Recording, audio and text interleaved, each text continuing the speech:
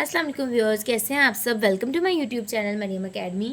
آج ہم مضمون لکھیں گے آپ کا پسندیدہ موجود کون سا ہے۔ اس موضوع پر 250 الفاظ پر مشتمل مضمون لکھیں۔ تو آئیے شروع کرتے ہیں۔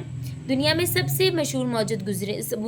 بہت سے مشہور موجود گزرے ہیں جنہوں نے اپنی ایجادات کے ذریعے انسان کو فائدہ پہنچایا۔ ان سب میں سے میرا پسندیدہ موجود تھا مس ایڈیسن ہے۔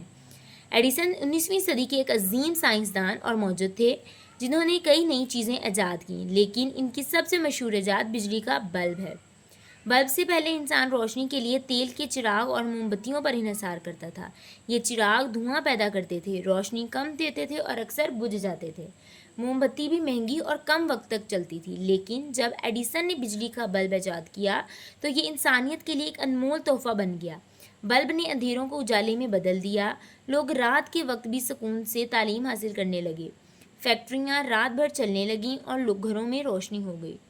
ایڈیسن کا یہ کارنامہ صرف ایک ایجاد نہیں بلکہ انسانی ترقی کی بنیاد ہے۔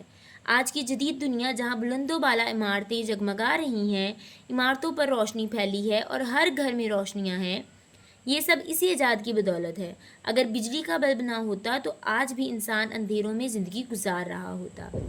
ایڈیسن کی شخصیت ہمیں یہ سبق دیتی ہے کہ محنت اور جدوجہد کے ذریعے ناممکن کو ممکن بنایا جا سکتا ہے۔ انہوں نے ہزاروں ناکام تجربوں کے بعد آخرکار کامیابی حاصل کی۔